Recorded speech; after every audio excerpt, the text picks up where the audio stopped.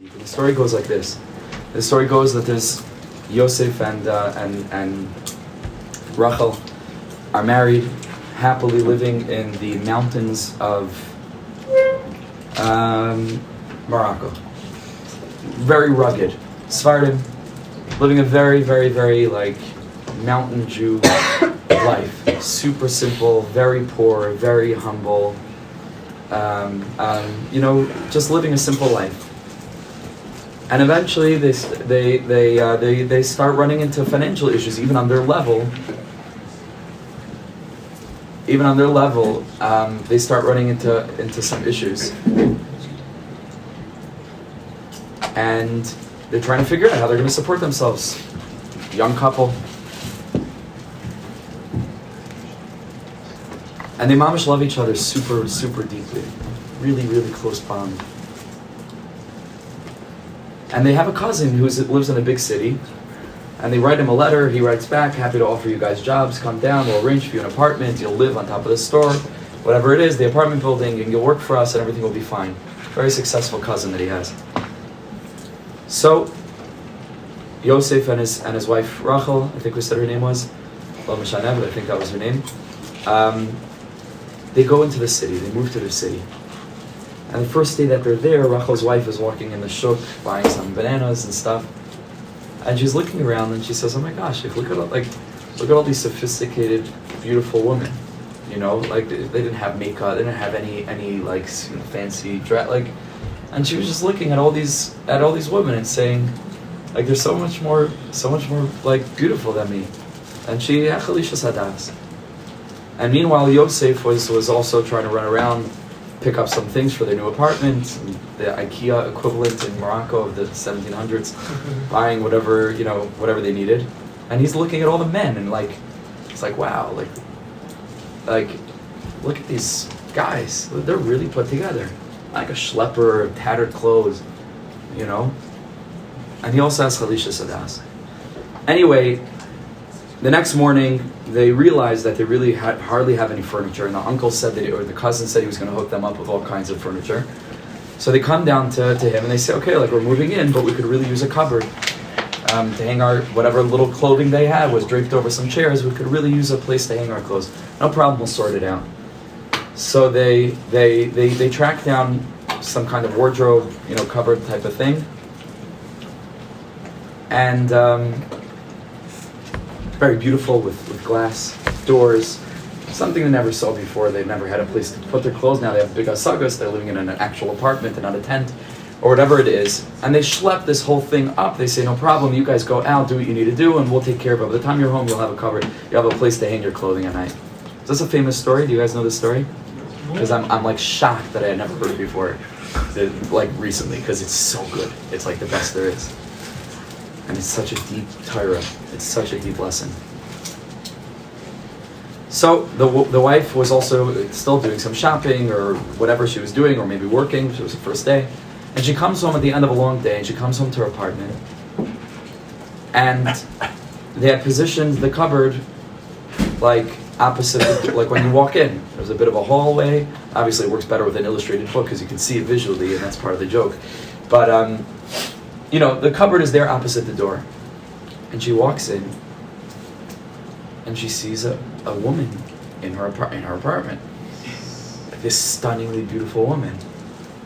She can't believe it. One day in the new city, and he's already found someone else. And she had so much Chalisha Sadas because just yesterday she was looking at all the pretty women in the shuk and feeling so ugly. And she says, look at this gorgeous woman. And she can't handle it. She doesn't know what to do. And the neighbor sees she's very upset. She tells him what she found in the apartment. She runs out. And he says, go to the rabbi. You have to go to the rabbi.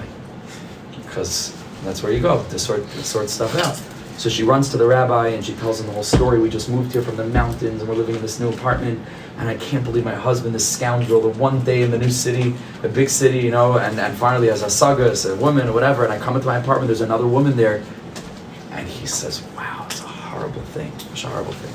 Meanwhile, while she's at the rabbi, Yosef comes home after a long day of work. And he opens the door to his apartment. He can't wait to, maybe he brought some flowers for his precious wife. And he opens the door, and standing in front of him is this handsome, built man who's just shining with such a glow. And he goes out of his mind. One day in the new city, and my wife already found herself a new husband. I look at him, look at how handsome he looks, and what a terrible thing. So he needs to run to the rabbi. So he runs to the rabbi. And he tells him the whole story. We just moved here from the mountains, and I come home to my apartment, and there's another man in my apartment. And my wife just exchanged me just like that. I thought we had this deep relationship. What a crazy thing. And now the rabbi's really confused. Like, what's going on? So he decides he needs to investigate. So, he hurries up the flights of stairs, and he opens the door to the apartment. And lo and behold, there's mamish this rabbi standing there in the apartment, and he's looking at this rabbi, and he sees that his face is mamish shining with the love of Torah. Kach katuv in this secular book, shining with the love of Torah, and he could tell this person's mamish a pious person, and he's so humble to stand in, and he says, "Who are you?" And he sees the rabbi's moving his lips, but he's gavalt. He's so high, he can't even hear any words. So if you haven't gotten it now, it's a mirror, okay? They're all seeing their reflection in the glass of the cupboard. Do I need to tell you how deep this is? Or you've got it. It's the deepest thing ever. So the rabbi comes down and he tells them, "I don't understand what you came to me for. You already have a rabbi up there." Built-in rabbi. Solve all your issues. And that's the end of the story / joke / heartbreaking thing you ever heard in your life, and also the most redemptive, as usually the most heartbreaking things are. What happens when walking together? Ooh, good on. Who's this couple living in our house? With a rabbi. Chevra, the sod is kacha. We just do not see ourselves. We do not see ourselves, and I'm speaking on a personal, very vulnerable level. I don't see myself. I mamish don't believe in my value. And I need to come onto it to prove that people care and that I matter, and so I do all sorts of shtick. It's deeply ingrained in me that I don't matter, as it is in many of you. And many of us in our generation. And we're busy looking at all the other quote-unquote pretty women, handsome men, we're all the other rabbis who are so much smarter and wiser, v'chule. And it's mamish, that itself is the deepest hester, because if we would see ourselves for a second, the way the B'ditchever saw us, for the way the Baal Shem Tov looked at a Jew, the way Rabbi Nachman would have sat opposite you and just marveled at the wonder that is you. Oh my gosh, the Ratzabanu. So that's it. That's the only thing I want to give over to you. I have more to say, but it's late. I want to give over to you this.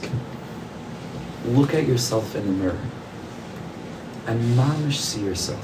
Each one of you is a shining gem, an infinite gem about whom the Gemara says "V'shvili nivra olam," about each and every one of you. That means if not, chas v'shalom, if there was some kind of horrible catastrophe, that 99.99999 chas v'shalom, the say of Jews were wiped away from the world, you were the last one, the whole entire world would be mitkayim just for you. That's literally what it means. That means that as Chazal say that without Am Yisrael, the whole world is choza l'tov v'vo. If you were the only one left, everything would function as it was already functioning, without an ounce of a difference, and it would literally all be dependent on you. And so just the fact that it happens to be that we share that condition with many other hundreds of thousands of Jews doesn't change the fact that it already is tali on you. Ein hadavar talui ela bi.